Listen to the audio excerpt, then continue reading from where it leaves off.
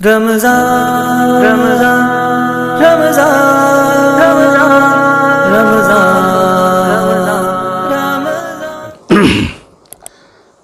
الحمد لله وكفى وسلام على عباده الذين اصطفى اما بعد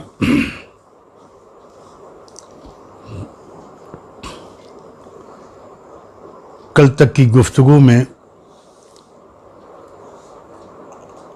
امام مہدی اور حضرت عیسیٰ ابن مریم علیہ وعلی نبینا الصلاۃ والسلام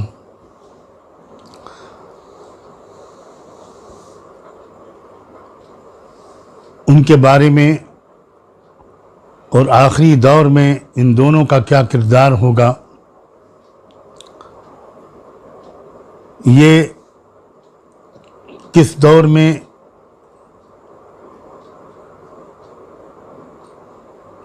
انسانیت کی کتنی عظیم خدمتوں کے لیے اور انسانیت کو ظلم سے، ظالمانہ نظاموں سے نجات دلوانے کے لیے اور پورے کرۂ ارض میں انصاف دلانے کے لیے کیا کیا کارنامے انجام دیں گے، کتنی عظیم خدمات ہوں گی ان کی، ان کا کچھ مختصراً تذکرہ ہوا تھا۔ اب آج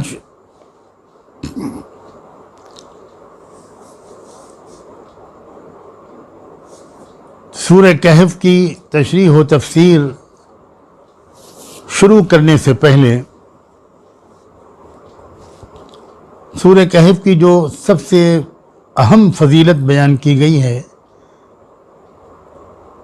کہ اس کی تلاوت سے یا اس کی کچھ آیات کی تلاوت سے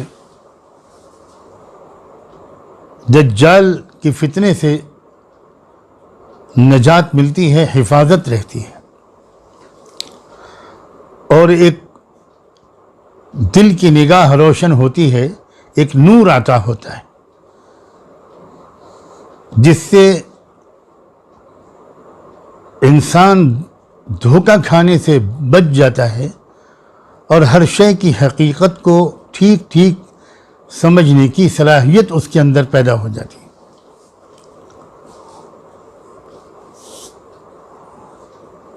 تو آج ہم دجال کا تفصیلی تذکرہ کرنے کے لیے اللہ سے خاص توفیق مانگتے ہیں اور کچھ ضروری باتیں دجال کے بارے میں اور فتنہ دجال کے بارے میں آپ کی خدمت میں پیش کرنے کے ارادے کے ساتھ حاضر ہوئے ہیں۔ اللہ تعالیٰ خاص مدد فرمائے کہ یہ موضوع بہت نازک ہے، بہت گہرا ہے، مگر اب اس دور میں اتنا ہی ضروری بھی ہو گیا ہے۔ اللہ کی خاص مدد کے بغیر اس بارے میں غلطی سے بچتے ہوئے بالکل صحیح باتیں امت کے سامنے اور انسانیت کے سامنے پیش کرنا ممکن ہی نہیں ہے۔ اللہ اگر توفیق نہ دے، انسان کے بس کا کام نہیں۔ سب سے پہلے تو میں یہ بات عرض کرنا چاہتا ہوں کہ بہت سے نبوی ارشادات سے، یعنی اللہ کے رسول صلی اللہ علیہ وآلہ وسلم کی احادیث اور اقوال سے ایسا معلوم ہوتا ہے کہ یہ اس دجال کو غیر معمولی قسم کی اس کائنات کے سسٹم پر حکمرانی اور قدرت اور کنٹرول حاصل ہوگا۔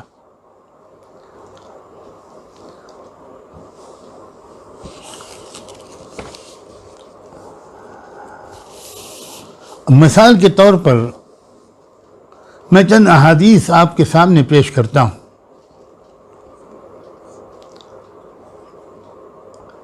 یہ بتاتے ہوئے کہ بہت کم وقت میں 40 دن کے اندر اندر پوری دنیا کے ایک ایک بستی اور ایک ایک گاؤں تک اس کا پہنچنا ہو جائے گا۔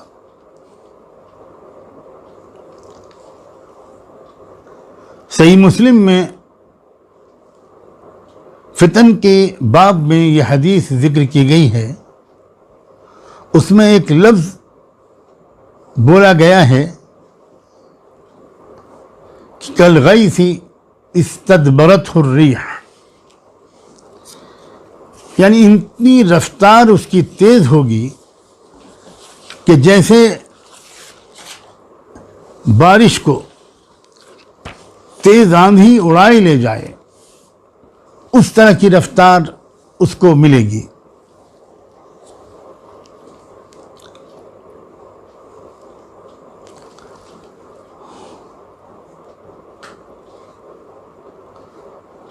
پھر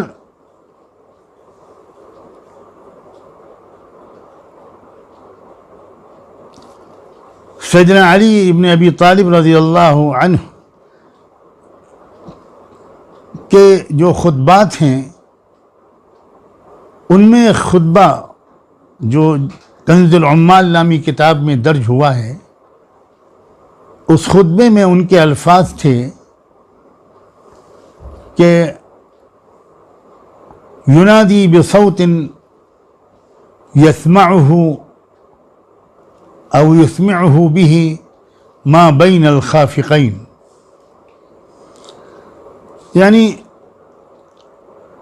ینادی بصوت لہ یسمع بہ ما بین الخافقین، یعنی پوری کرۂ ارض میں دور دور تک اس کی آواز پہنچے گی، جو بات وہ کہے گا پوری دنیا میں اس کی آواز پہنچے گی اور بات سنی جائے گی، یعنی مسافتیں، فاصلے سمٹ جائیں گے، اس کے سفر کے اعتبار سے بھی اور اس کی آواز کی رسائی کے اعتبار سے بھی۔ مشرق و مغرب کے درمیان ایک طرح سے جسے کہتے ہیں کہ زمین بالکل لپیٹ دی جائے گی، فاصلے سمیٹ دیے جائیں گے۔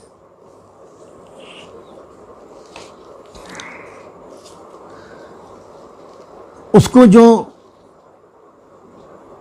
یہ بھی قدرت حاصل ہوگی، ایسی ترقی ہوگی کہ وہ ایک ماں کے پیٹ سے جو نابینا اور اندھا پیدا ہوا، اس کے اشارے اور حکم پر اس کی آنکھوں کی روشنی بھی آ جائے گی، اور کوڑھ کے مرض میں مبتلا شخص کو بھی وہ صحت یاب کر دے گا۔ زمین میں جو دریا ہیں، جو سینچائی کا نظام ہے، احادیث سے معلوم ہوتا ہے کہ اس پر بھی اس کا مکمل کنٹرول حاصل ہو جائے۔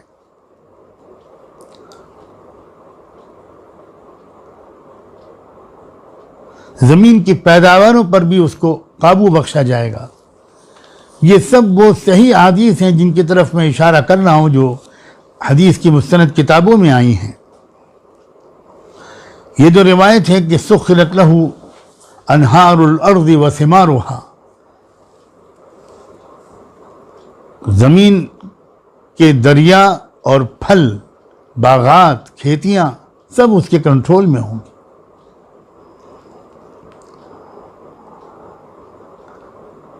مجمع الزوائد جو علامہ ہیثمی کی مرتب کی ہوئی حدیث کی کتاب ہے، اس میں یہ روایت درج ہوئی ہے، اور امام طبرانی نے بھی اپنی معجم میں یہ حدیث روایت کی ہے۔ اور یہ حدیث تو، یہ ٹکڑا تو صحیح مسلم میں بھی ہے، یأمر السماء فتمطر، وہ آسمانوں کو گویا حکم دے گا اور بارش شروع ہو جائے۔ اب اچھی طرح جاننے والے جانتے ہیں کہ اس وقت دنیا میں ٹیکنالوجی جن لوگوں کے ہاتھ میں ہے، اور ٹیکنالوجی کہاں تک پہنچ گئی ہے. اب ہر ٹیکنالوجی کے بارے میں دنیا میں جاننے والوں کی تعداد اچھی خاصی بڑھ رہی ہے. یہ ہر ٹیکنالوجی وہ ہے کہ جس کے ذریعے سے کلائمیٹ چینج کیا جاتا ہے اور موسم کو کنٹرول کیا جاتا ہے. جہاں کی طرف رخ ہوگا اور جہاں اس ٹیکنالوجی کا استعمال ہوگا وہاں اچانک موسم بدلا جا سکتا ہے. بارش برسی یا برسائی جا سکتی ہے, سیلاب لائے جا سکتے ہیں, تباہیاں مچائی جا سکتی ہیں, اور بڑی تیزی کے ساتھ اس ہر ٹیکنالوجی کا استعمال بھی دنیا میں اس دور میں ہو رہا ہے. اور کہا جا رہا ہے کہ آنے والے دنوں میں تو مکمل کنٹرول ہو جائے گا. بہت سے علاقوں میں دجالی طاقتیں خشک سالی اور قحط کی حالات پیدا کر دیں گے, اور بہت سے علاقوں میں سیلاب آ جائے گا. اسی طرح اور بھی بہت سی ٹیکنالوجیز ہیں جو اس وقت بہت تیزی کے ساتھ دجالی طاقتوں کے حوالے کے ہاتھ میں آ رہی ہیں.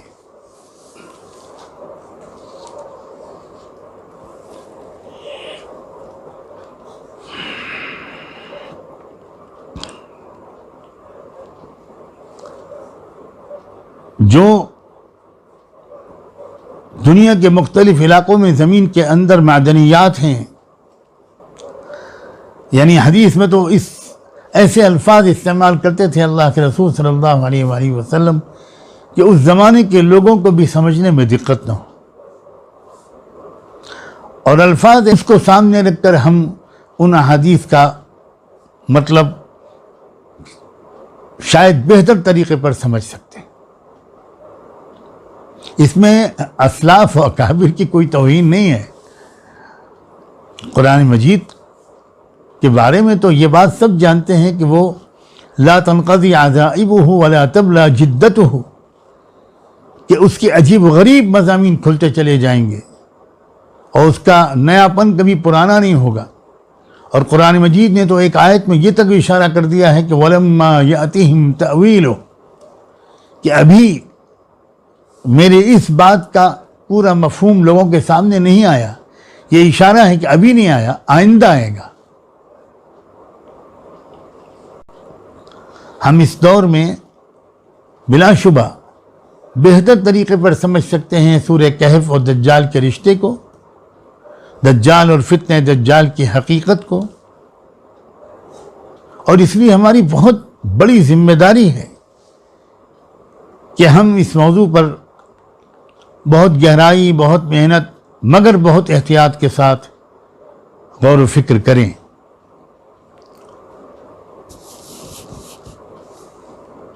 تو زمین کے خزانوں کے بارے میں تو قرآن مجید میں حدیث میں یہ اشارہ آیا ہے کہ وہ گزرے گا کسی علاقے سے اور حکم دے گا اخرجی کنوزک.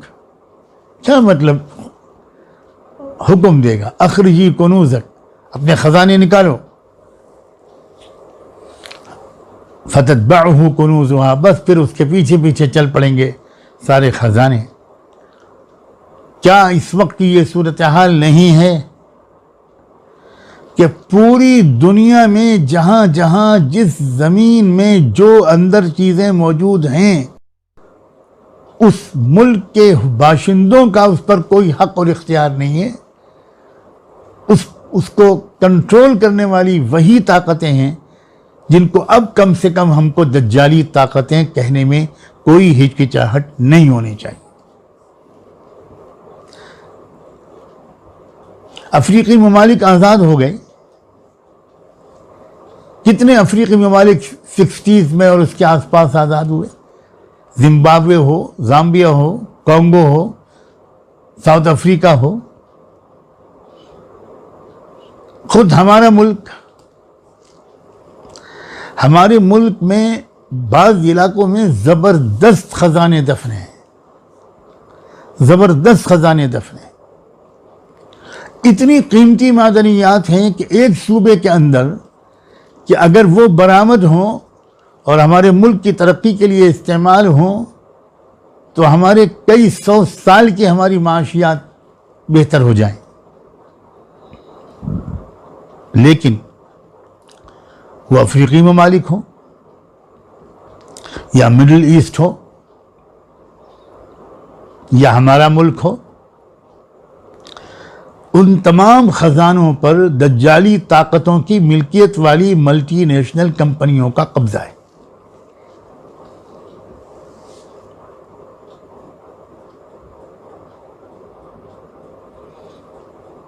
یہ ملٹی نیشنل کمپنیاں وہی ہیں جن کی مالک دجالی طاقتیں ہیں. جیسا میں نے ابھی کہا، اب ان باتوں کے کہنے میں ہچکچاہٹ چھوڑ دینی چاہیے. ہمارے لوگوں کے کان میں بار بار یہ الفاظ پڑھنے چاہیے اور وہ دور حاضر کی حقیقتوں اور چیلنجز کو صحیح پرسپیکٹو میں ان کو سمجھنا چاہیے. اگر ہم ان سب چیلنجز کو خالص نارمل حالات کے سیاسی چیلنجز سمجھتے رہیں گے تو ہم ان کے مقابلے میں کبھی بھی کامیاب نہیں ہو سکتے، کیونکہ ہم ان کے مقابلے کی صحیح اور درکار اسٹریٹجی اور حکمت عملی بنا ہی نہیں پائیں.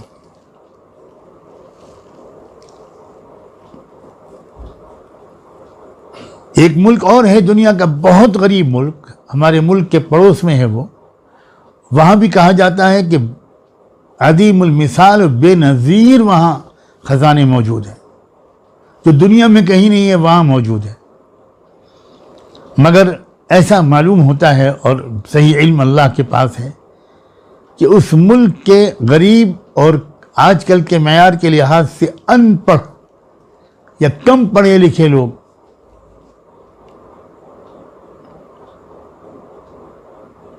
وہ دجالی طاقتوں کو اپنی زمین پر قبضہ نہیں کرنے دے رہے ہیں. بہت عرصے دراز سے مقابلہ کر رہے ہیں، بڑی قربانیاں دے رہے ہیں. وہ اس میں کیوں کامیاب ہو رہے ہیں؟ میرا خیال یہ ہے وہ اس میں کامیاب اس لیے ہو رہے ہیں کہ انہوں نے حقیقت کو سمجھ لیا ہے. وہ کسی ملک سے نہیں لڑ رہے ہیں، وہ دجالی طاقت سے لڑ رہے ہیں، اس نیت کے ساتھ لڑ رہے ہیں، اس استحضار کے ساتھ لڑ رہے ہیں، ان روحانی آداب کے ساتھ لڑ رہے ہیں. غالباً میں بہت زیادہ واقف نہیں ہوں، لیکن جتنے بھی عام طور پر لوگ واقف ہوتے ہیں اتنے ہی واقفیت کی بنیاد پر یہ بات کہنے کی ہمت کر رہا ہوں، مگر اس ڈسکلیمر کے ساتھ کہ اصل میں تو اللہ حقیقت حال کو جانتا ہے.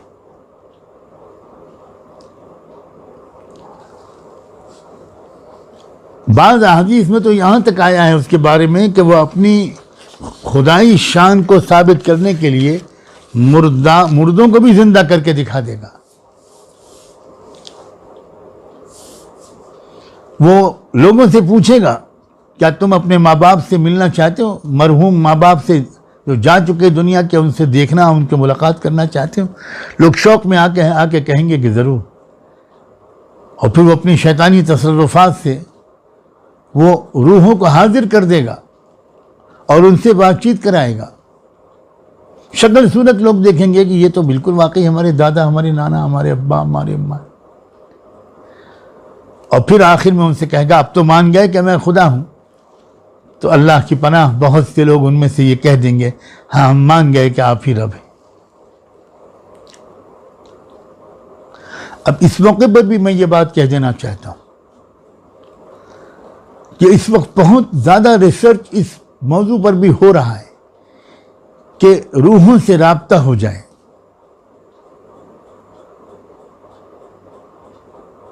اس پر بہت مادی ریسرچ ہو رہا ہے اور پوری طاقت لگائی جا رہی ہے، اور اس میں ایک حد تک کچھ کامیابی کی بھی خبریں آتی ہیں. یہ سب ہوگا اور ابھی اور بھی ہوگا. اگر ہمیں کچھ نہ بتایا ہوتا محمد الرسول اللہ صلی اللہ علیہ وسلم نے معاذ اللہ، تو شاید ہمارے لیے دھوکے میں آ جانے کا کچھ جواز تھا. مگر اب جب کہ اللہ کے رسول صلی اللہ علیہ وسلم سب کچھ بتا کے گئے ہیں، ہمیں اچھی طرح ذہن میں رکھنا چاہیے کہ یہ ٹیکنالوجی ترقی کرتے کرتے جہاں تک بھی پہنچ جائے، ہمیں اس ٹیکنالوجی کی بنیاد پر دنیا بھر کو قابو میں کر لینے والے شخص کو اپنا خدا نہیں ماننا ہے. اور یہ امتحان آسان نہیں ہوگا. خداوندی کرشمے دکھائے گا, خدا کے کرشمے دکھائے گا. لوگ تو معمولی پیر صاحب کی کرامات دیکھ کر ان کے سامنے سجدہ کرنے لگتے ہیں. کسی جوگی کی شعبدے بازی کو دیکھ کر شک میں مبتلا ہو جاتے ہیں. اللہ رحم فرمائے. اللہ تعالی ہم سب لوگوں کو اس سے پہلے, اس دور کے آنے سے پہلے اپنے ایمان کو بہت مضبوط کر لینے کی توفیق دے, کیونکہ ایک بار جب وہ آ جائے گا تو پھر کسی کو توبہ کرنے کی اجازت نہیں ہوگی. ختم, دروازہ بند. پھر اس وقت کوئی اپنا ایمان اور اعمال کی اصلاح نہیں کر پائے گا. اور میں پھر عرض کرتا ہوں بڑی ذمہ داری کے ساتھ کہ وہ زمانہ دور نہیں لگتا. علامات بتا رہی ہیں, ملکی اور عالمی حالات اور واقعات یہ بتا رہے ہیں کہ ہم اسی کی طرف بڑی تیز رفتاری کے ساتھ بڑھ رہے ہیں.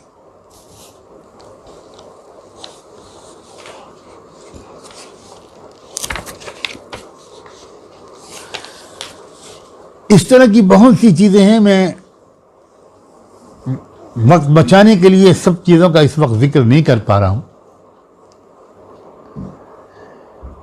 لیکن ایک بات سمجھیے کہ اتنی ساری چیزوں کے باوجود یہ اس کو جو قدرت ملے گی, جو طاقت ملے گی, جو کنٹرول ایک طرح سے وہ کرنے لگے گا اس دنیا کے نظام پر, اور بہت بڑی حد تک تو کنٹرول اس کا حاصل ہو ہی چکا ہے. اس کے باہر نکل کر آنے میں صرف اتنی ہی دیر باقی ہے کہ جب یہ کنٹرول 100% ہو جائے گا.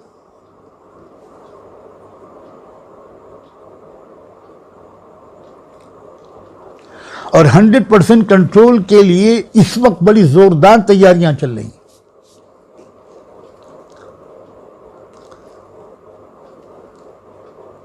ایک بات میں یہاں پر ذکر کروں, اور شاید میں زندگی میں پہلی بار ذکر کروں گا. 15-20 سال سے میں اس سلسلے میں کچھ غور و فکر و مطالعہ کر رہا ہوں. قرآن مجید کی ایک ایسی آیت ہے جس کی تفسیر میں کافی مشکل پیش آئی ہے علماء کرام کو اب تک, جس میں اللہ تعالیٰ نے حضرت سلیمان علیہ السلام کا تذکرہ کرتے ہوئے ارشاد فرمایا ہے وَأَلْقَيْنَا عَلَىٰ كُرْسِيِّهِ جَسَدًا ثُمَّ أَنَابَ, کہ ہم نے سلیمان کی کرسی پر ایک جسد, ایک باڈی ڈال دی. آپ ذرا غور کریں, ایک باڈی ڈال دی, ایک جسم ڈال دیا. کیا مطلب ہے اس کا؟ اوہو, اس جسم کی کیا حقیقت تھی, یہ اس سے مراد کیا ہے؟ بہت ہی زیادہ محنت طلب یہ موضوع رہا ہے.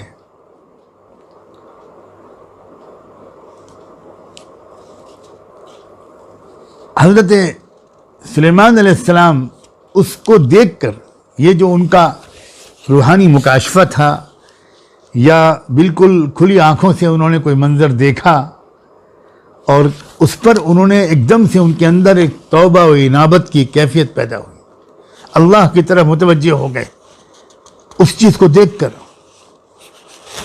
اور اللہ تعالیٰ سے انہوں نے اسی وقت ایک دعا مانگی کہ رب ہب لی ملکل لا ينبغی لأحد من بعدی. یہ بہت ہی اہم بات ہے. اس کو دیکھ کر آپ نے اللہ تعالیٰ سے فوراً ایک اپنی ایسی ایک حکومت اور ایک سلطنت کیوں مانگنے لگے ہو کہ اللہ مجھے ایسی اقتدار دے دے کہ میرے بعد کبھی کسی کو نہ ملے. یہ کیا چیز ہے؟ اللہ اکبر.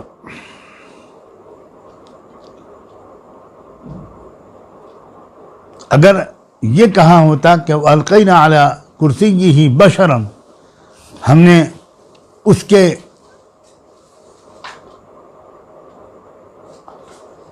کرسی پر ایک انسان کو بٹھا دیا, ایک شخص کو بٹھا دیا, اگر یہ فرمایا ہوتا اللہ نے تو مفہوم دوسرا ہوتا. لیکن فرمایا جسدن, یعنی ایک ڈھانچہ بٹھا دیا, ایک جسم بٹھا دیا, اور وہ جسم ایسا معلوم ہوتا ہے کہ جسم تو انسانوں جیسا ہے لیکن روح انسانوں والی نہیں ہے. یہ بہت اہم بات ہے، کیونکہ دجال کا وجود جو ہے وہ بظاہر انسانی وجود ہوگا، لیکن اس میں انسانی روح کے آثار نظر نہیں آتے. جہاں تک روح کی بات ہے تو اس میں تو اللہ تعالیٰ نے جو اپنی انسانی مخلوق کے بارے میں ارشاد فرمایا ہے کہ وَإِذَا سَوَّيْتُهُ وَنَفَخْتُ فِيهِ مِن رُوحِي فَقَعُوا لَهُ سَاجِدِينَ. قرآن مجید میں ایک سے زیادہ مقام پر یہ الفاظ ہیں کہ آدم علیہ السلام کا جب پتلا بنایا اللہ نے، اور اس سے پہلے اللہ نے یہ فرمایا تھا کہ جب میں اس کو پورا بنا دوں، ڈھال دوں، وَنَفَخْتُ فِيهِ مِن رُوحِي، اور اس میں اپنی روح پھونک دوں، تو پھر تم اس کے سامنے سجدے میں گر جانا. یہاں جسد کہا گیا ہے، روح کا کوئی تذکرہ نہیں.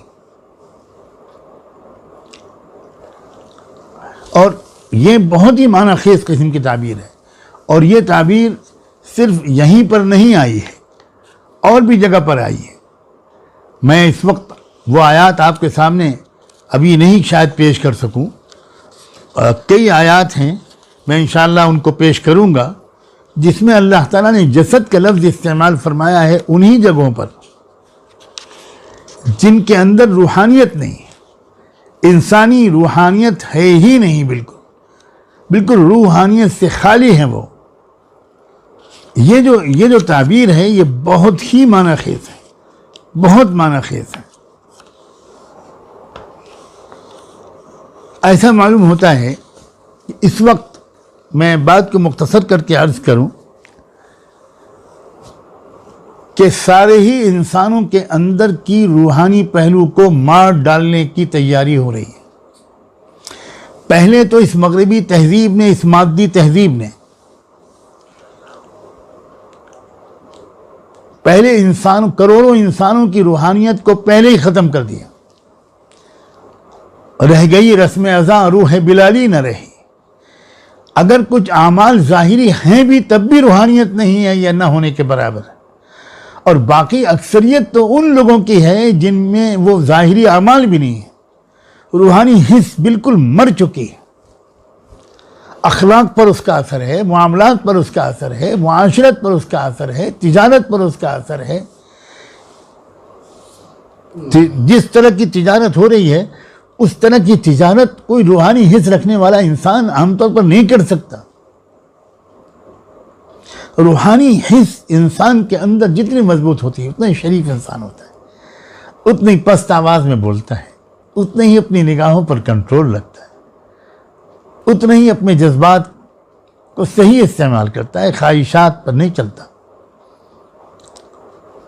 تو ایک تو بالکل جن لوگوں کے اندر اکثریت کی روحانیت تو پہلے ہی ختم ہو گئی، اور یہ دراصل اسی کو فتنہ دجال کہتے ہیں. یہ فتنہ دجال جو ہے اس کے بہت سے مراحل اور مدارج ہیں، ایسا معلوم ہوتا ہے. دجال اس وقت تک نہیں آئے گا جب تک کہ دنیا کی غالب اکثریت کے اندر سے یہ روحانی حص ختم نہ ہو جائے. پوری فلم انڈسٹری، پورا لٹریچر، ادب و شاعری، تعلیمی نظام، درسگاہوں، دانشگاہوں، یونیورسٹیوں، کالجوں کا ماحول، ہمارا اپنا سلیبس و کریکولم،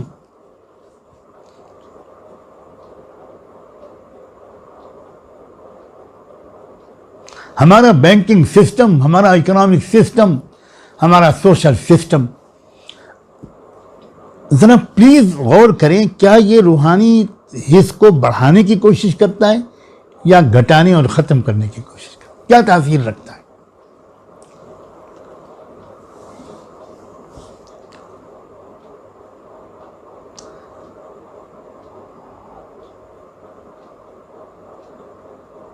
جو روحانی کیفیت بچی ہوئی محسوس ہوتی ہے تو وہ وہی لوگ ہیں جنہوں نے کیفی زندگی گزاری ہے اور کیفی زندگی سے فائدہ اٹھایا ہے. یعنی ماحول میں جو سسٹم رائج ہے اس سے الگ ہٹ کر، تھوڑا سا آئسولیشن میں جا کر انہوں نے اپنی ذہنی تربیت کی ہے، اپنی روحانیت کو بچایا ہے. مجھے یہ بات کہنے میں کوئی ہچکچاہٹ نہیں۔ میں جدید تعلیم کی اہمیت کے قائل لوگوں میں سے ہوں۔ میں جانتا ہوں کہ سائنس اور ٹیکنالوجی اور ماڈرن ایجوکیشن ضروری ہے، لیکن ان ماڈرن ایجوکیشن کے سائیڈ ایفیکٹ سے بچنا اس سے زیادہ ضروری ہے۔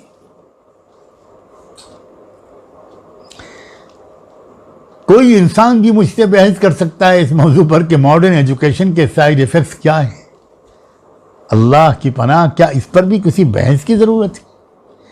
یہ بڑھتے ہوئے کرائمز، یہ مرڈرز، یہ اسکیمز، یہ کرپشن، یہ اسکینڈلز، یہ کروڑوں انسانوں کے خون پسینے کی گاڑھی کمائی کو لوٹ لے جانا، اس لوٹ لینے کے نت نئے طریقے اور بڑے مہذب طریقے۔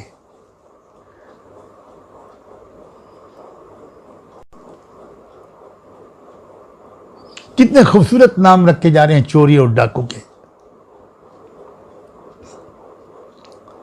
چوری اور ڈاکے کے۔ یہ پورا سسٹم روحانی حص کو ختم کر رہا ہے۔ جب سے یہ مغربی تہذیب اور نیا یہ پورا طرز حیات دنیا پر مسلط ہوا ہے، تبھی سے تو فتنہ دجال میں ہم گلے گلے پھنسے ہیں۔ فتنہ دجال کی شروعات ہی اس مادی مغربی تہذیب سے ہے۔ خدا کے لیے اس بات کو اب سمجھیں،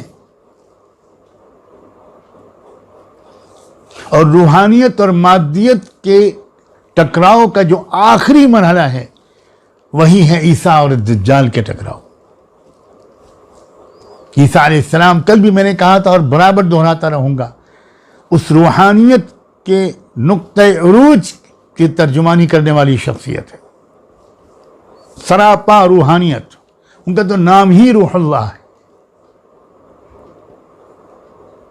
اور دجال کا جو نام رکھا گیا، مجھے یہ بات بھی دوسری اور کہنی چاہیے، بھول نہ جاؤں میں۔ آپ سوچئے کہ اس کو کتنا کنٹرول ملے گا دنیا میں، خزانوں پر، پانی پر، موسم پر، کھیتی پر، انسانوں کی جان پر، کیا کیا اس کو قابو مل جائے گا۔ مگر اس سب کے باوجود دجال کا جو نام رکھا گیا وہ اس زبردست پاور اور کمانڈ اینڈ کنٹرول کے حوالے سے نہیں رکھا گیا، بلکہ اس کا نام رکھا گیا دجال، دنیا کا سب سے بڑا دھوکے باز۔ دجل کہتے ہیں ڈیسیو کرنے کو، کسی خراب چیز کو بہت خوبصورت شکل میں پیش کرنا، یہ ہے اصل میں دجل، جس کو ہم لوگ اپنی ٹکساری اردو میں کہتے ہیں ملمع سازی، تانبے کو سونا بنا کر پیش کر دینا۔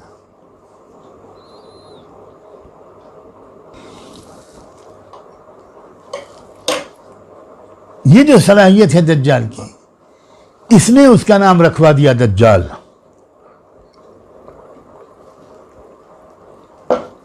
کیونکہ یہ بھی ذہن میں رکھیے، یہ دنیا کے سسٹم پر ایک عجیب غریب قسم کا خارق عادت اور ایکسٹرا آرڈینری کنٹرول، یہ تو دنیا میں انسانی تاریخ میں بہت نیک لوگوں کو بھی حاصل ہوا ہے۔ حضرت موسیٰ علیہ السلام نے پتھر پر اپنا عصا مارا اور پانی پھوٹ پڑا۔ موسیٰ علیہ السلام نے اپنا عصا سمندر پہ مارا تو اس میں راستے نکل آئے، پتھر میں سے پانی اور پانی میں سے راستے۔ کیا عجیب غریب کنٹرول ہے یہ، کیا ٹیکنالوجی ہے اور کیا غیر معمولی طاقت ہے۔ سلیمان علیہ السلام کو تو پرندے بھی ان کے ماتحت تھے، ان کی بات سنتے تھے، ان کے آرڈرز کی تعمیل کرتے تھے، جنات کی پوری فوج ان کے ساتھ تھی۔ عجیب و غریب قسم کا اقتدار ان کو حاصل تھا۔ حضرت خضر، یا وہ جو شخصیت موسیٰ علیہ السلام کو ملی تھی، قرآن میں نام تو نہیں ہے خضر، روایات میں ہے، تو ان کو بھی تو بہت عجیب و غریب دانائی و بینائی ملی تھی۔ وہ کس طرح ان چیزوں کی حقیقت کو سمجھ لیتے تھے جنہیں موسیٰ علیہ السلام بھی نہیں سمجھ پاتے تھے۔ تو معلوم ہوا کہ یہ جو زبردست ٹیکنالوجی ہے اور قوت و اقتدار ہے، یہ فی نفسی کوئی بری چیز نہیں ہے۔ کس مقصد کے لیے استعمال کرنے والا استعمال کرتا ہے، اس خداداد طاقت کو اصل مسئلہ یہ ہے، حضرت داؤد علیہ السلام کو اللہ تعالیٰ نے ٹیکسٹائل انڈسٹری سکھائی تھی، وَعَلَّمْنَاهُ صَنْعَةَ لَبُوسٍ لَكُمْ، قرآن میں بیان ہوا ہے۔ اسٹیل انڈسٹری، لوہے کو قابو میں کرنا اور اس سے کام لینا، اسٹیل دنیا میں کتنی بڑی نعمت ہے اللہ کی، یہ بھی اللہ تعالیٰ نے نبیوں کو عطا فرمایا۔ لیکن مسئلہ یہ ہے کہ ان نبیوں کو اور ان نیک لوگوں کو اور ذوالقرنین کو، آپ ذوالقرنین کے بارے میں ذرا قرآن کی تفسیر سورہ کہف کی دیکھیے، اس میں کیا کیا ان کو قدرت ملی ہے۔ جب ذوالقرنین سے لوگوں نے کہا کہ یہ یاجوج ماجوج نامی قوم مسلسل ہم کو پریشان کرتی رہتی ہے، ان یاجوج وماجوج مفسدون فی الارض، یہ بہت فساد پھیلاتے ہیں، فہل نجعل لک خرجا علی ان تجعل بیننا وبینہم سدا، ہمارے اور ان کے درمیان ایک بہت بڑا باندھ کھڑا کر دیجئے، دیوار کھڑی کر دیجئے، ہم آپ کو اس کا اجرت بھی دے دیں گے۔ ذوالقرنین نے جواب میں کہا تھا کہ نہیں، مجھے جو کچھ اللہ نے دیا ہے وہ سب میرے لیے کافی ہے، میں کچھ تم سے اجرت نہیں لوں گا، بس میری اس طرح مدد کر دینا تم، بس۔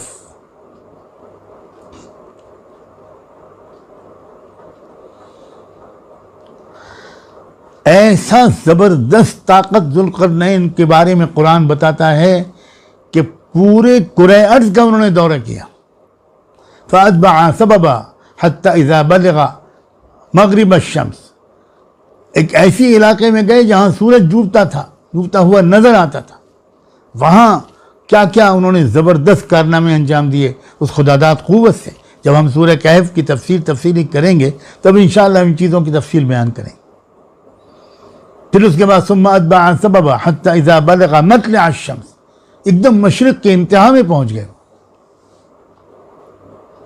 پھر وہاں زبردست خدمت کرنے کے بعد آگے بڑھے، پھر حتی اذا بلغ بین السدین، کسی ایسی جگہ پر پہنچے جو دو بہت بڑے بڑے دیواروں کے بیچ میں تھی جگہ۔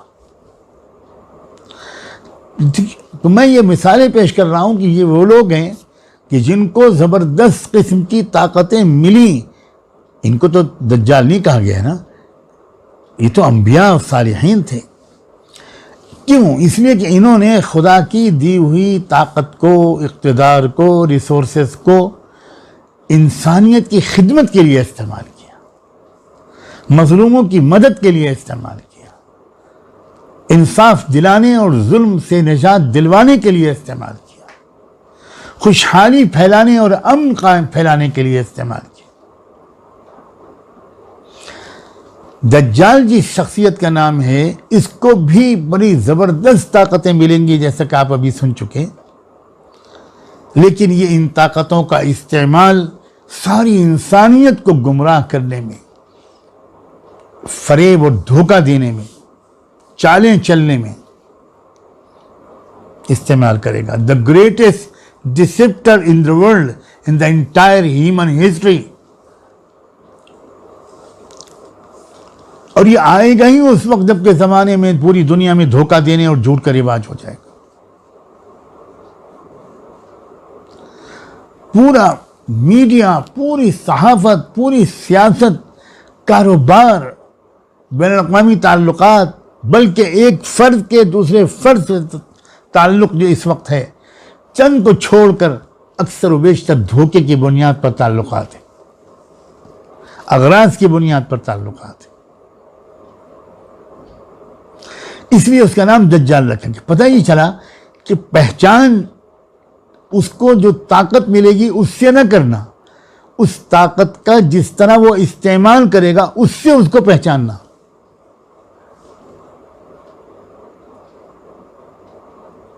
ہو سکتا ہے کہ کوئی بہت اچھے لوگ بھی بہت ایڈوانس ٹیکنالوجی ان کے پاس ہو اور وہ اس ٹیکنالوجی کو انسانیت کے بھلے کے لیے استعمال کریں، لیکن یہ دجال خدا کی دی ہوئی ہر طاقت کو یہ عجیب و غریب شیطانی منصوبوں کی تکمیل کے لیے اس کو استعمال کرے گا۔ آپ کو یاد ہے کہ سلیمان علیہ السلام کو اللہ تعالیٰ نے جب وہ تمام نعمتیں عطا فرمائیں اور ایک دن انہوں نے پورا اپنی وہ جو کچھ بھی ان کو ہتھیار اور اسلحے اور لشکر اور جن اور پرندے کیا کیا ان کو عطا ہوا تھا، تو جب ایک مرتبہ سلیمان علیہ السلام کو ان تمام چیزوں پر نظر پڑی تو ان کا سر جھک گیا اور کہنے لگے ھذا من فضل ربی لیبلونی اشکر ام اکفر ومن شکر فانما یشکر لنفسہ ومن کفر فان ربی غنی کریم۔ سورہ نمل میں یہ واقعہ بیان ہوا ہے۔ سلیمان علیہ السلام کی زبان سے اس وقت سراپا شکر ہو کر یہ نکلا تھا، میرے پروردگار یہ اسی کی مہربانی ہے، مجھے وہ جانچتا ہے یہ سب دے کر کہ میں اس کے گن گاتا ہوں یا میں ناشکرہ بندہ بنتا ہوں، کیا کرتا ہوں میں۔ یہ ساری طاقت کا نظارہ دیکھ کر میرے دل میں جذبات غرور و تکبر کے پیدا ہوتے ہیں یا بندگی اور شکر گزاری کے جذبات پیدا ہوتے ہیں۔ دجال اپنے کرشموں کو جو اقتدار اس کو ملا ہے وہ اللہ کا باغی بننے اور دوسروں کو بنانے میں استعمال کرے گا۔ اس کا یہی مطالبہ ہوگا زبان قال سے اور زبان حال سے کہ میری مانو اور کسی کی مت مانو، نہ اللہ کی، نہ رسول کی، نہ قرآن کی۔ شاید وہ بات مکمل ہونے سے رہ گئی جو میں نے کہی تھی کہ جن انسانوں کے اندر روحانیت تھوڑی بہت باقی ہوگی ان کی روحانیت بھی ختم کرنے والے ویکسین تیار ہو رہے ہیں۔ ان باتوں کو آپ کانسپریسی تھیوریز کہہ کے ٹالنے کی عادت چھوڑ دیجئے، راہ اعتدال اختیار کیجئے۔ جو کانسپریسی ہو رہی ہے اب اس کو جانیے، اس کو سمجھیے، اس کا اپنے گھروں میں مذاکرہ کیجئے، اس سے واقف ہوئیے۔ ایک صحابی بڑی پیاری بات کہہ کر گئے، وہ کہتے تھے کہ میرے سارے دوسرے ساتھی تو اللہ کے رسول سے خیر معلوم کرتے تھے، بھلائی کے راستے، اور میں اللہ کے رسول سے شر کے بارے میں سوال کرتا تھا، سوالات کرتا تھا، پوچھتا تھا، اور وجہ یہ تھی کہ میں سمجھتا تھا کہ اگر ہم نے شر کو پہچان لیا تو ہم محفوظ ہو جائیں گے۔ تو اس دور میں اب علماء کی ایک بڑی ذمہ داری بڑھ گئی ہے، اور میں اس حوالے سے بہت گزارش کرنا چاہتا ہوں علماء کرام سے کہ وہ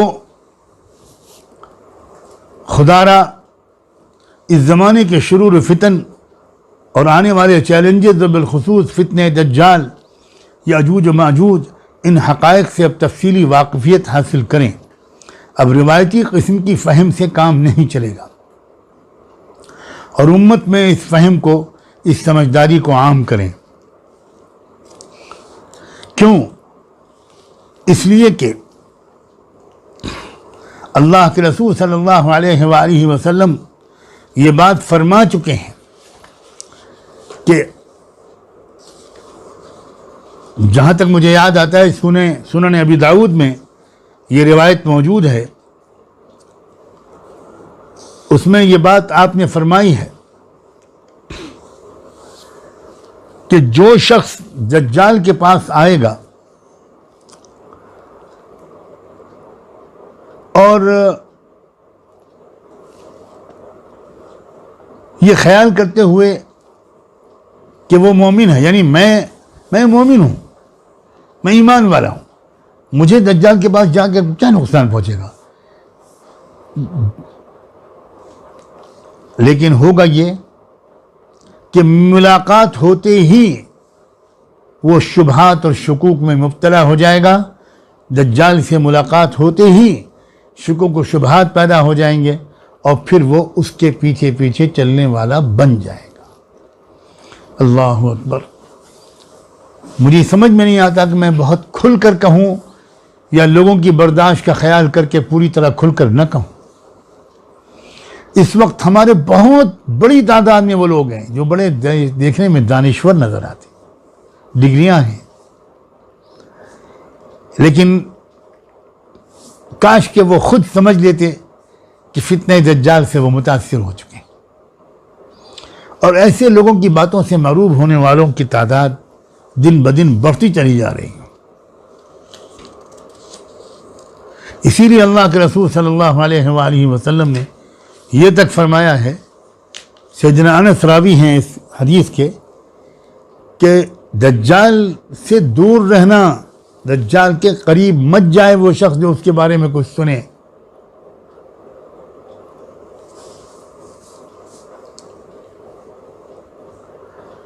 لوگوں کے دلوں کو متاثر کرنے اور ان کی فکر کو، عقل کو متاثر کرنے اور ان کو اپنی طرف مائل کر لینے کی غیر معمولی صلاحیت اس کے اندر ہو.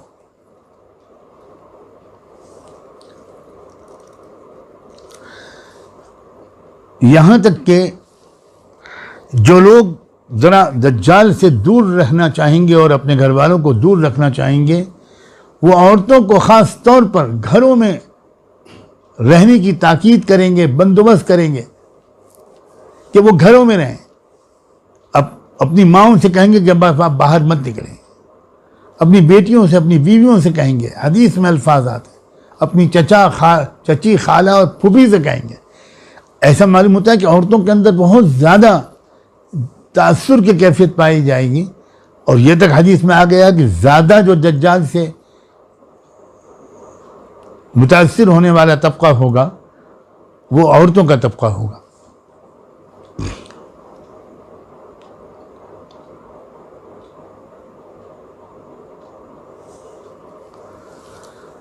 اب میں ایک بات مختصراً اور کہہ کر بس آج کی مجلس کو مکمل کروں گا کہ یہ دجال کو یہ ساری طاقت ملے گی کیسے. ہمارے عام طور پر جو لوگوں کے ذہنوں میں ہے کچھ ما وراء الفطرت، ما وراء العقل، کچھ جادو، کچھ ٹونا ٹوٹکا، کچھ منتر، اس طرح کی چیزیں ہوں. بے شک اس میں تو کوئی شک نہیں ہے، کئی اس کے دلائل اور قرائن ہیں کہ ان سب ذرائع کو بھی وہ استعمال کرے گا، سحر کو، سفلیات کو.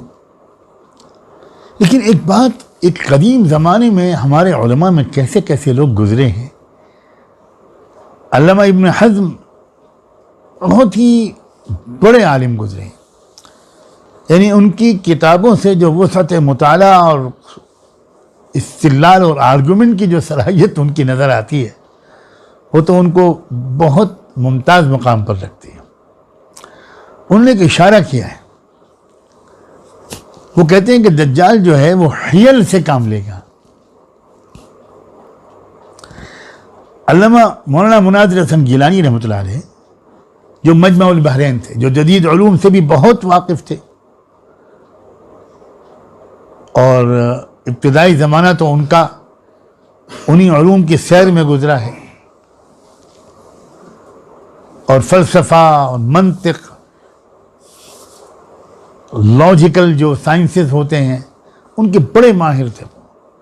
بعد میں وہ دارالعلوم دیوبند پہنچے اور قرآن اور حدیث کا مستند علم ہوا، ان کو حاصل ہوا، اور چونکہ صلاحیت بہت غیر معمولی تھی تو بہت بلند مقام تک پہنچنے میں کامیاب ہو گئے اللہ کی توفیق سے. صاحب عقل بھی تھے، صاحب علم بھی تھے، اور صاحب عشق بھی تھے.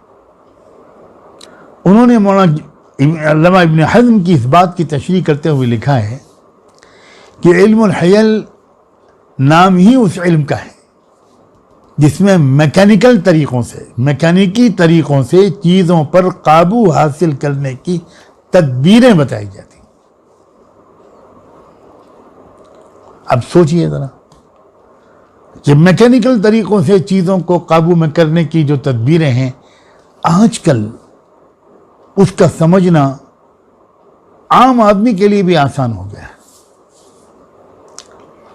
جو انفارمیشن ٹیکنالوجی ہے، جو کمپیوٹر کے سائنسز ہیں،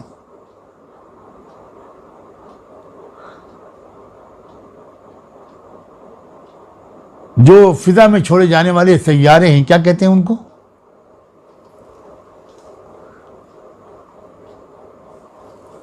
ارے بھائی جو گھومتے رہتے ہیں، جس سے موبائل کنیکٹڈ ہوتے ہیں. آپ لوگ کو اس وقت میرے ذہن میں وہ لفظ نہیں آ رہا. یہ سب کیا ہے؟ یہی میکینیکی طریقوں سے سیٹلائٹ. ہاں سیٹلائٹ. تو یہ جو ٹیکنالوجی ہے پوری، اسی ٹیکنالوجی کے سہارے انسان اسپیس تک جا رہا ہے. اسی ٹیکنالوجی کے سہارے وہ کلائمیٹ کو کنٹرول کر رہا ہے. تو یہی چیزیں ہیں بہت ہی سوفسٹیکیٹڈ طریقوں پر یہ تیزی کے ساتھ آگے بڑھتی چلی جا رہی ہیں.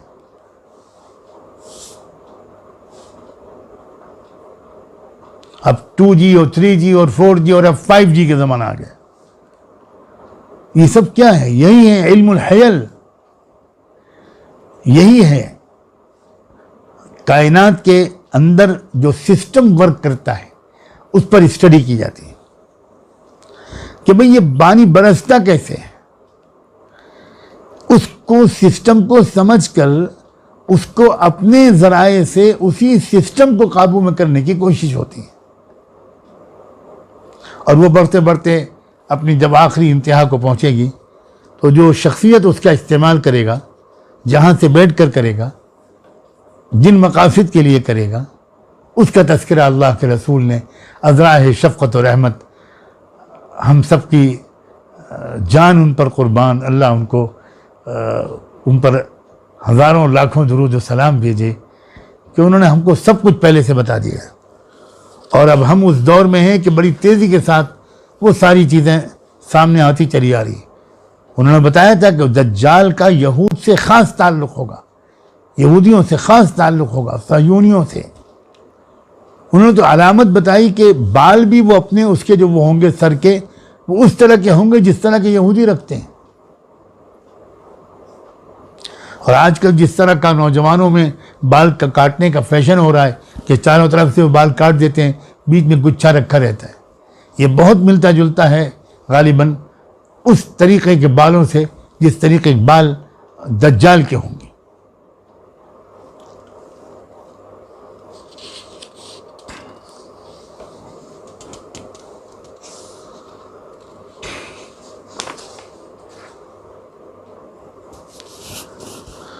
اب مجھے امید ہے کہ یہ بات آپ سمجھ گئے ہوں گے کہ اصل میں دجال کا فتنہ سائنس اور ٹیکنالوجی کے غلط استعمال کے ذریعے سے شروع ہوا ہے.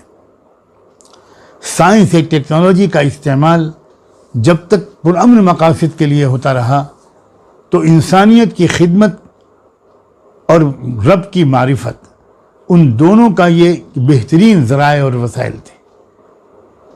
اور اس کو بہت انکریج کیا تھا قرآن نے،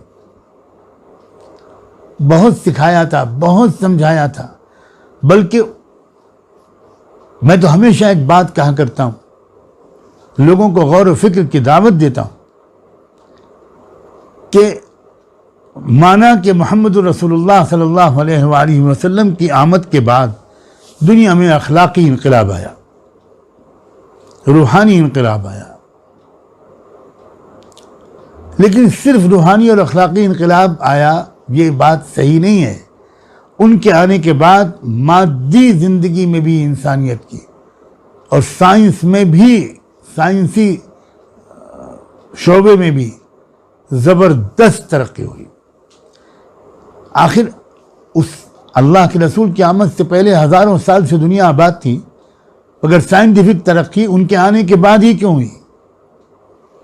اس کی ایک بہت بنیادی وجہ یہ ہے کہ اللہ کے رسول صلی اللہ علیہ وسلم کی دعوت توحید کے ذریعے پوری دنیا کے انسانوں نے اپنے آپ کو پہچانا، انسان نے اپنے مقام کو پہچانا۔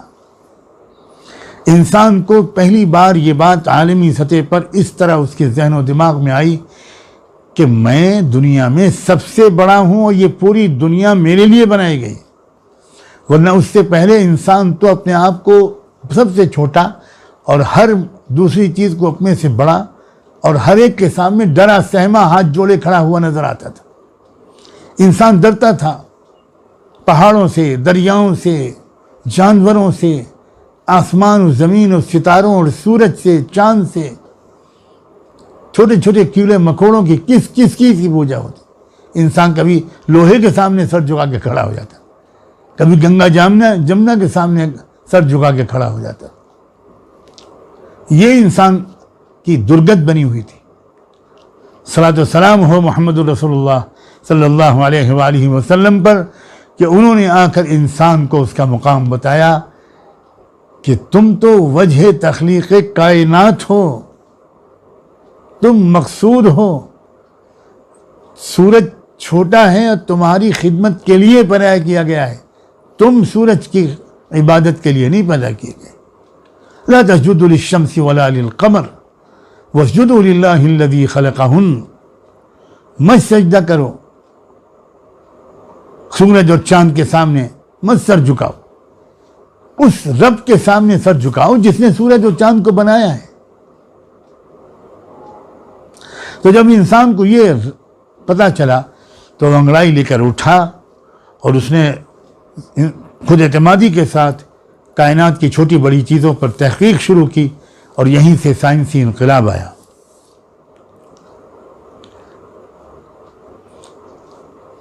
سائنس کا غلط استعمال تبھی سے شروع ہوا ہے جب دنیا کی قیادت مغرب کے ہاتھ میں آ گئی۔ سائنس کا، حکومت کا، ٹیکنالوجی کا، ریسورسز اور پاور کا غلط استعمال جو شروع ہوا وہ اسی وقت سے شروع ہوا جب سے یورپ کے ہاتھ میں دنیا کی قیادت آ گئی۔ ہاں، میں یہ بات بھی کہہ دوں کہ قیادت جو ٹرانسفر ہوئی ان کی طرف، وہ اس وقت ٹرانسفر ہوئی جب مسلمانوں نے اپنی ریسورسز کا اور اللہ کی دی ہوئی طاقت کا خود غلط استعمال شروع کر دیا، اور انہوں نے وہ اپنی ذمہ داری نبھانا شروع کر دیا۔ جو رشتہ ان کا اور انسانیت کے درمیان تھا وہ انسانیت کے خیرخواہ اور خدمت گزار بنا کر بھیجے گئے تھے۔ ان کی ذمہ داری انفرادی نیکیوں کے علاوہ یہ بہت بڑی تھی کہ ان کو ایسی کوشش کرنی ہے کہ دنیا سے غربت مٹ جائے، مظلومیت اور محرومیت کا خاتمہ ہو جائے۔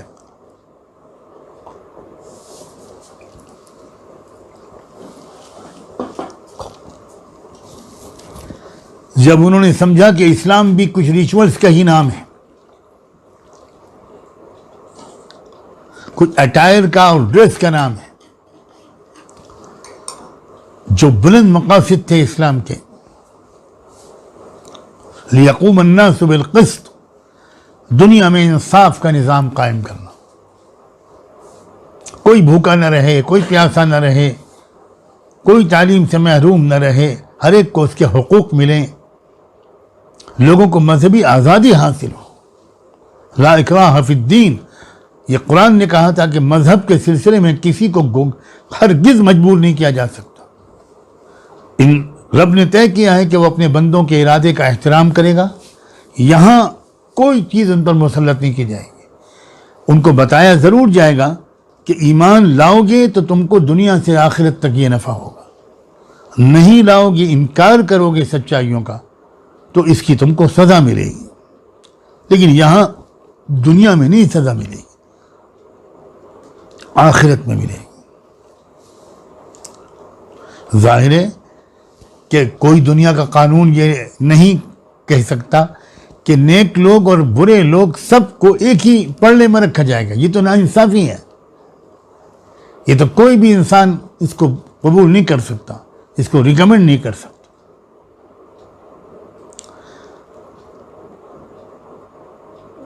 تو یہ جو پیغام محمد رسول اللہ کا آیا، اس کے بعد سے دنیا میں روحانی اور اخلاقی تبدیلیاں بھی آئیں، انقلاب آیا، اور اسی طرح مادی اور سائنسی ترقی بھی آئی. لیکن اس کے بعد جب سے مغربی قوموں کے ہاتھ میں ہماری اپنی غلطیوں کی وجہ سے یہ سائنس اور ٹیکنالوجی اور سب پہنچ گیا، تو انہوں نے جس طرح سے اس کا استعمال شروع کیا اور کرتے چلے جا رہے ہیں، ساری دنیا اس پر کی گواہ ہے. اور اب تو یہ حالت ہے کہ چھوٹا سا ملک ہے اسرائیل جو ناجائز طور پر بنایا گیا، اب وہ تیاری اور وہ جو سلیمان علیہ السلام کو دکھایا گیا تھا کہ ان کی کرسی پر ایک جسم بیٹھا ہے، بعض حضرات علماء کی رائے یہ ہے کہ اس سے مراد یہ ہے کہ سلیمان علیہ السلام کو بتایا گیا تھا کہ اسی جگہ پر بیٹھ کر کوئی اور ان کے تخت پر ناجائز قبضہ کرنے کی کوشش کرے گا، اور اسی لیے انہوں نے وہ دعا مانگی تھی. اب ایسا معلوم ہوتا ہے کہ اسی جگہ پر اسی تخت پر بیٹھ کر ایک ناجائز حکمرانی کرنے والوں کا دور قریب آ گیا ہے. لیکن یہ بات بھی بالکل ثابت ہے کہ وہ حکمرانی بہت دن تک نہیں چلے گی. اس حکمرانی کا طلسم ٹوٹے گا اور وہی جو جسد بٹھایا گیا تھا اسی جسد کو غالباً عیسیٰ علیہ السلام قتل کریں گے. ایک طرف خالی جسم ہے، ایک طرف روحانیت کا سب سے بڑا امام ہے. اللہ اکبر! کیا اشارات ہیں، کیا تلمیحات ہیں. ہمارے اور آپ کے ذمے ہیں کہ ہم بھی ذرا ان اشارات کو سمجھیں اور اپنے اندر ایک توازن لائیں. اور یہ بہت اچھا موقع ہے کہ آپ کا یہ بھائی آپ سے جو یہ مذاکرہ کر رہا ہے یہ اس مہینے میں کر رہا ہے جس کا مقصد ہی ہے روحانیت کو بڑھانا اور حیوانیت کو گھٹانا. اب روحانیت اگر ہماری بڑھ گئی تو ہم فتنہ دجال سے محفوظ رہیں گے، اور انشاءاللہ دجال کی تائید کرنے کے بجائے دجال سے دنیا کو چھٹکارا دلانے والے مقدس لشکر میں ہم شامل ہوں گے. یہ زمانہ آ گیا ہے بہت ہی بلند تمناؤں اور مقاصد کا. اگر زندگی کو اگر ہم غلط سمجھ رہے تھے اور یہ سمجھ رہے تھے کہ بس ہم پڑھنا ہے، اس کے بعد کوئی جاب کرنا ہے، پیسے کمانے ہیں، شادی کرنی ہے اور کسی اچھی سی بلڈنگ بنانی ہے، ایک دو کاریں خریدنی ہیں اور اس کے بعد تھوڑے دن کے بعد مر جانا ہے، یہ ہے یہ ورلڈ ویو غلط ہے. یہ نظریہ حیات درست کرنے کی ضرورت ہے. یہ تو امتحان کی اور مقابلے کی جگہ ہے یہ دنیا. یہ تمنا مت کریں آپ کے یہاں کسی سے کوئی مقابلہ کرنا ہی نہ پڑے. بھائی امتحان حال میں آپ جائیں اور آپ یہ تمنا کریں کہ مجھے کچھ سی سوال کا جواب نہ دینا پڑے، مجھے تھوڑا آرام سے سو جاؤں، کچھ کھانے پینے کو مل جائے. یہ امتحان حال میں نہیں ہوگا.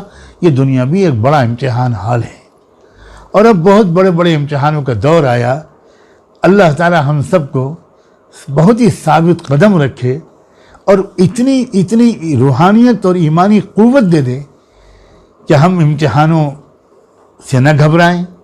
اللہ کی مدد مانگتے ہوئے ہم مقابلے کے میدان میں اتریں اور پھر اللہ کی مدد سے ہم کامیاب ہوں، سرخرو ہوں، اور پھر دنیا کو اس دور میں داخل کرنے والے بنیں جس دور میں سب طرف امن و امان ہوگا، انصاف ہوگا، خوشحالی ہوگی، برکتیں ہوں گی، ایمان ہی ایمان ہوگا، خیر ہی خیر ہوگا، بھلائی ہی بھلائی ہوگی، اور ایک لمبی مدت تک دنیا بڑے سکون سے زندگی گزارے گی.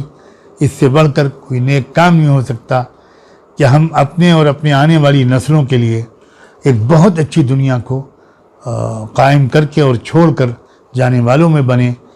دل و جان سے دعا ہے کہ اللہ تعالی ہم سب کو تمام فتنوں سے اور بالخصوص دجال کے فتنے سے ہم سب کو محفوظ رکھے، اور اس کے مقابلے کے لیے اور دجالی تہذیب سے بچنے کے لیے ہم کو مضبوط فیصلے کرنے کی توفیق عطا فرمائے. وآخر دعوانا ان الحمد للہ رب العالمین.